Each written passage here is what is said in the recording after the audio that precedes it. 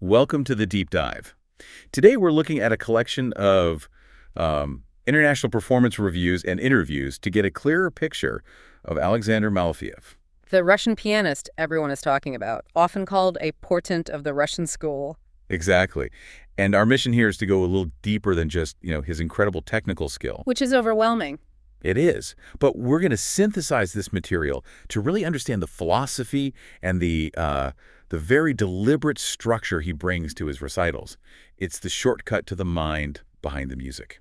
And it's fascinating because he's so young, born in 2001. He won the Tchaikovsky competition at just 13. He isn't even 24 yet. But he's already using that massive technical training for something more than just showing off. Yeah, he's building these intellectual narratives, connecting composers you'd never expect to see together. And that all starts with his core belief. He boils it all down to one line he gave in an interview. Mi idea de un concierto es pasar hora y media fuera de la realidad. My idea of a concert is to spend an hour and a half outside of reality. That's the anchor for everything he does. So it's very intentional escape. A very positive one, as he calls it. He sees so much depressive art and bad news out there, and he thinks the concert hall should be a refuge from that. And he believes if he's sincere, truly sincere, the audience can get there too. Mm-hmm. Which brings us to how he views his own life. I found his distinction between his Prodigy career and his artist career really telling. Right. It's like two different people. Totally. He sees the competitions at 11, the big orchestras at 12. That was a different job. He says it was mostly about imitation. Just doing what his teachers told him. Exactly. He says he much prefers this current period. He calls it more introspective. Well, he's living in Berlin now, away from his family, practicing alone. That environment has to force a change. And he says his career started with luck. A music school happened to be nearby, and he had 15 years with one professor. He's really moving from being this institutional product to defining himself. Especially when you think about the legacy.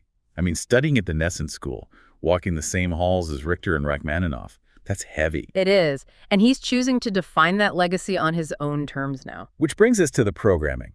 This is where it gets really interesting.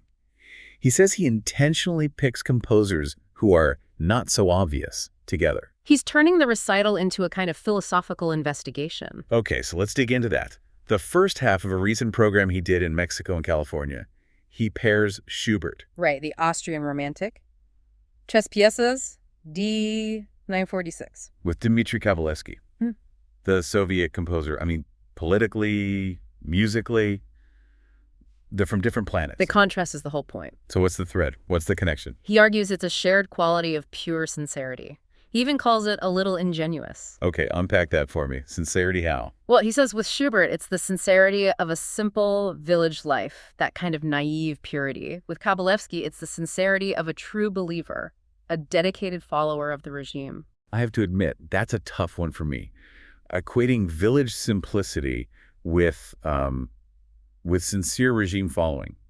That feels like a pretty risky intellectual bridge to build. It is risky, but that's the tension he wants you to feel. He's not saying the contexts are equal, but that the purity of the devotion is what connects them. And he chose that Kabalevsky sonata very specifically. Why that piece? Because it's a positive, forward-looking piece celebrating the end of the war. It's a shot of optimism. It's his way of providing that escape from all the depressive art he talks about. Oh, okay. That makes more sense. It's a tactical optimism. Absolutely. And then he does it again in the second half. Uh-huh. He moves from sincerity to shared expressionism. So who does he connect this time? Liszt's Funerales, Janacek's In the Mist, and some pieces by Scriabin.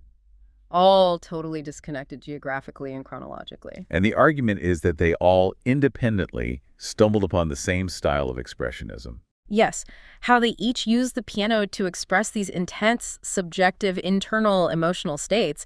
It takes incredible control to pull that off. You have the grave emotion of Liszt, the psychological fog of Janacek, and then the mystical rapture of Scriabin. And the reviews picked up on that control.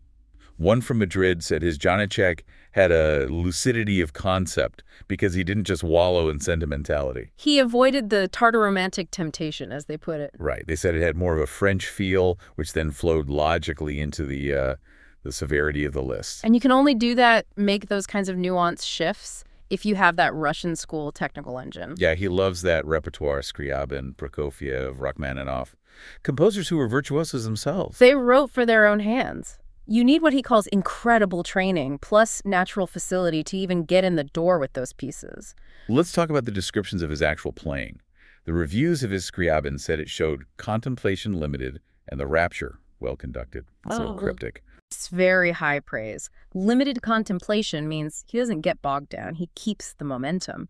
And rapture well conducted is key for Scriabin, meaning he delivers all that ecstatic, almost frenzied passion, the rapture, but with total precision. It's disciplined fire. The emotion doesn't collapse into chaos.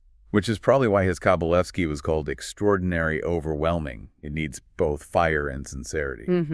And he's still tackling the giants. He's performing Prokofiev's second piano concerto soon, which is just a monster of a piece. So where does this all come from? What are his big influences? Well, his main influence is Rachmaninoff, the pianist, the composer, the whole personality. But then, and I love this, he's also fascinated by Glenn Gould. Who is the polar opposite of Rachmaninoff in almost every way. Exactly. And that's the point for Malofeev. He loves Gould because he was so distinct, so stylistically unique. For him, the personality of the artist is what matters most, even if he doesn't love every single interpretation. It's all about having a singular vision. Which is a tough thing to hold on to, given his background. And we should probably touch on a sensitive part of that background, his connection to Valery Gergiev. Right. As a kid, he played with him a lot. He called it the most brilliant musical experience he'd ever had. And we should be clear, we're just reporting what the sources say here. Malofeev left Russia 3 years ago. He lives in Berlin now and calls being separated from his family a sad and quite depressing experience. And regarding the controversy over Gergiev being vetoed by orchestras. He's very cautious. He's quoted as saying he's not sure if he really shares his posture on the war, and he suggests the real reasons for the vetoes might be different from what's public. We're just relaying that comment as it appeared.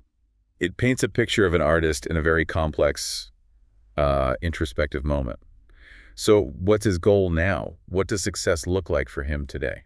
It's not about being some metaphysical pianist like Richter, connecting music to the heavens. His ambition is actually much more direct. He just wants to enjoy the music. And make sure the audience enjoys it too. That's it. To achieve that collective escape, he says he feels like he's basically just started to play the piano. That focus on enjoyment even comes through in his concerto choices. He says Prokofiev's third is so popular in his repertoire because it's equally enjoyable for the musicians and for the public. Yeah, and it seems he's planning to capture some of that enjoyment on record. He confirmed he has new CDs planned for announcement by the end of 2025. The perfect image to sum all of this up, the technique and the concept, is what happened at the end of his recital in Madrid. Oh, the encores. Yes. The concert was already a huge success, and then he comes out and plays 4 unannounced encores. Including the Prokofiev toccata and the famous Rachmaninoff prelude. And the critics said it turned a great success into a small apotheosis. That's the synthesis right there. He's moved past the Prodigy label. He's combining that massive Russian virtuosity with this really deep conceptual thinking. He's using the power of the recital itself to give you, the listener, a break from all the noise. And that really makes you think about your own listening. Given what Malofeev is doing, finding sincerity between Schubert and Kabalevsky or shared expressionism somewhere between Liszt and Scriabin, what kind of surprising connection could you find? What 2 artists would you put back to spend an hour and a half outside of reality? That's something fascinating to mull over. We look forward to diving deeper into the sources with you next time.